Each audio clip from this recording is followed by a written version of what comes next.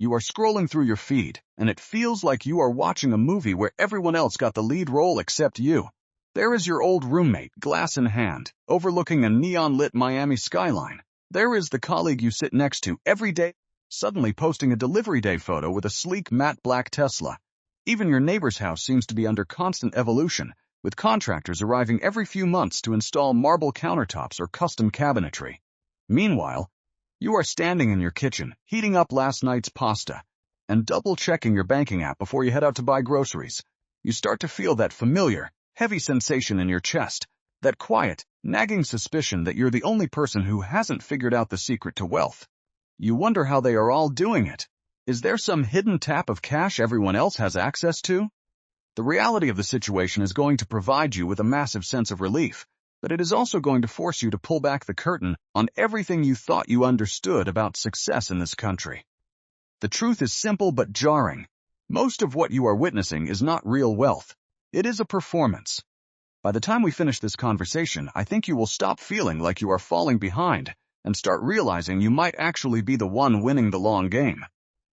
Think about the last time you took a walk through a nice suburban neighborhood. You see the 3,000 square foot homes, the perfectly manicured lawns that look like they were cut with scissors, and the luxury SUVs parked in the driveways like trophies.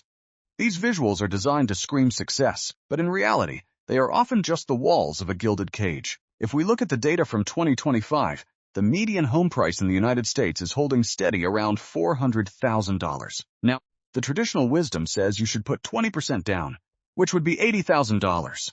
Most people don't have that kind of liquidity sitting in a drawer, so they opt for the low down payment route, maybe 3% or 5%.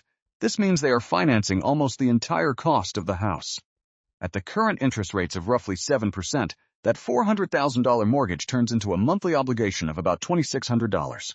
Once you layer on property taxes, homeowners insurance, and those inevitable HOA fees, that monthly bill easily climbs toward $3,000.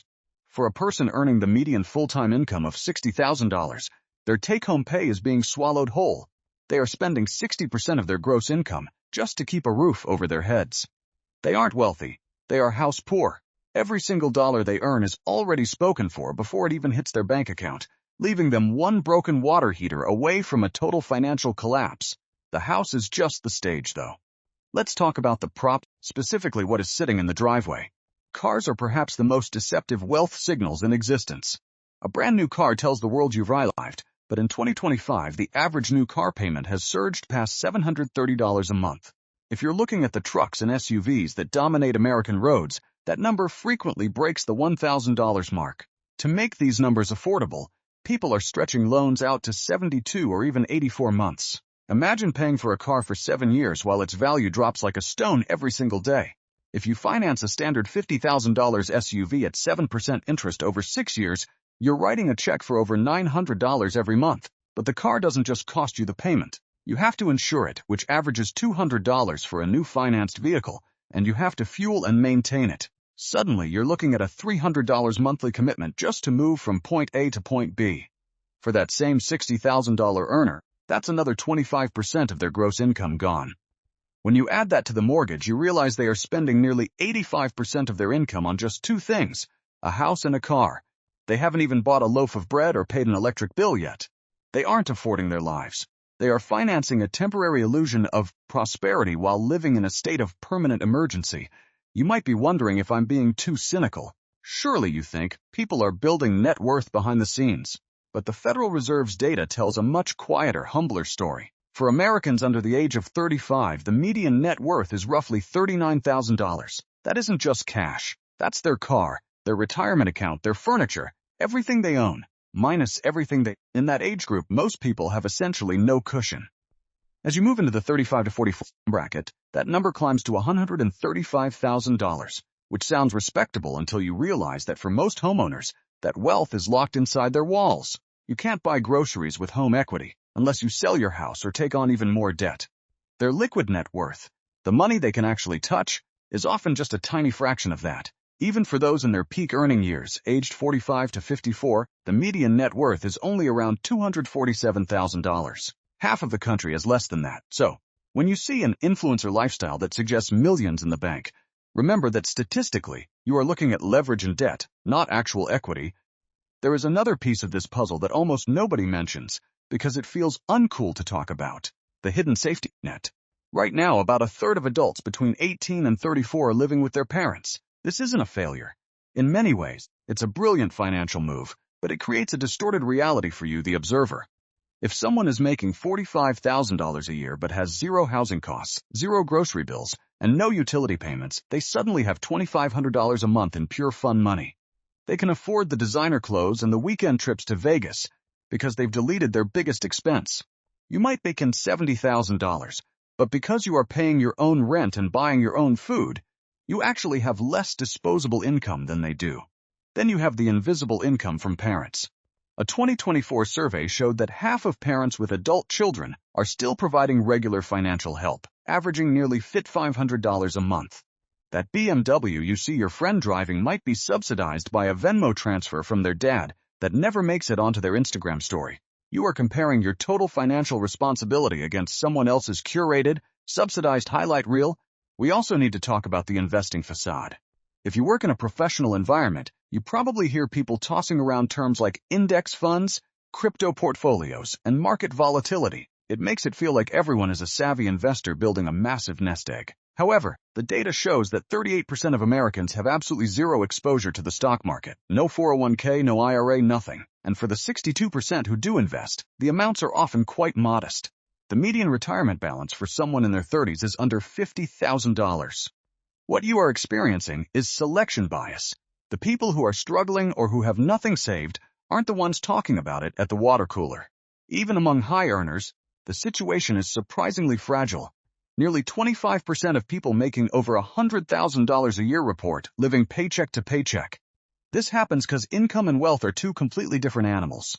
You can have a massive salary, but if your lifestyle scales up every time you get a raise, you're just a higher paid prisoner of your own bills. Psychologically, this is known as social comparison theory. We are biologically wired to see how we stack up against the tribe, but in the past, your tribe was just your physical neighbors. Today, your neighbor are the top 0.1% of the world's spenders who appear on your phone every morning. You are playing a game where you don't know the other players' scores, but you assume they are all winning. This leads to something called the reference group effect. If your social circle is full of people who lease luxury cars and take international vacations twice a year, you start to believe that is the baseline for a normal life. You feel broke even if you are doing objectively well, because your frame of reference is skewed toward the extreme. It's like watching the Olympics and feeling like a failure because you can't run a sub-10-second 100-meter dash. You're comparing yourself to statistical outliers and wondering why you aren't an outlier too. What about those side hustles you see everyone starting? About 45% of Americans have some form of extra income, whether it's freelancing or selling things online. Sometimes, that extra $2,000 a month is what's funding that lifestyle you're envying.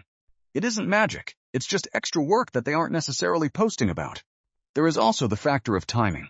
Social media compresses time. You might see someone post about a new car in January, a vacation in March, and a kitchen remodel in June. To you, it looks like they are doing all of this at once. In reality, they may have saved for that car for 3 years, used credit card points for the flight, and the kitchen might be a small DIY project they've been working on for months. You are seeing the highlights of a year condensed into a 5-second scroll. And then, of course, there is the silent engine of the American lifestyle, credit card debt. With the average balance hovering around $6,000 and interest rates often exceeding 20%, many people are simply charging their happiness to a card they can't afford to pay off. A vacation looks exactly the same in a photo whether it was paid for with savings or a high-interest loan. Here is the bottom line. If you are sitting there feeling like you are failing because you aren't keeping up, I want you to realize that if you are saving even a little bit, if you are staying out of consumer debt, and if you are investing consistently, you are already ahead of a massive portion of the population. Real financial wins are quiet. Nobody posts a picture of their paid-off credit card balance or a screenshot of their emergency fund hitting a 6-month milestone. Those things aren't sexy, but they are the only things that actually provide security. The lifestyle you see around you is a cocktail of debt, parental help, and selective editing. To navigate this world, you have to get comfortable with the fact that you will never truly know someone else's financial reality. That realization is incredibly liberating. You aren't supposed to know, and more importantly, it doesn't matter. You need to redefine what success looks like for your own life. Is it the ability to walk away from a job you hate? Is it knowing that a flat tire won't ruin your month? That is real wealth. The moment you start chasing someone else's definition of a good life, you are stepping onto a treadmill that never stops. Start celebrating the invisible wins.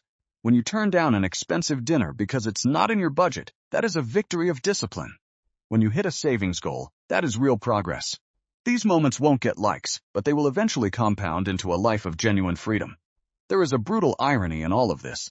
The people who work the hardest to look wealthy are often the ones with the thinnest margins, while the people building real wealth often look completely ordinary. Imagine the math of opting out of the performance.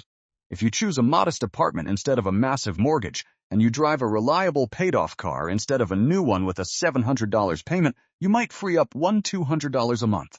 Over 5 years, that is $72,000 before you even account for investment returns. That is a house deposit, a business startup fund, or a decade of early retirement, but it requires being okay with looking average for a while. I'm not saying you should live like a monk, but there is a world of difference between spending money on things that actually make you happy and spending money to maintain an image for people who aren't even paying attention. Every dollar you spend trying to look successful is a dollar you've taken away from actually becoming successful. Everyone is making trade-offs. The person with the beautiful house might be working 80 hours a week and never seeing their kids. The person with the new truck might be skipping meals to make the payment. You only see the upside of their choices, never the cost. If you have family help, own it with gratitude, but don't pretend it isn't there. And if you don't, stop comparing your level 1 to someone else's level 10 that was funded by someone else. Real wealth isn't a flashy car or a rooftop bar in Miami. Real wealth is the quiet confidence of waking up without financial anxiety. It's having options. It's the ability to buy your groceries without checking your balance first. If you are on that path, no matter how slow it feels, you aren't falling behind. You are simply refusing to play a game that was designed to make you lose. Stop measuring your life against a mirage and start measuring it against who you were yesterday. That is the only score that counts.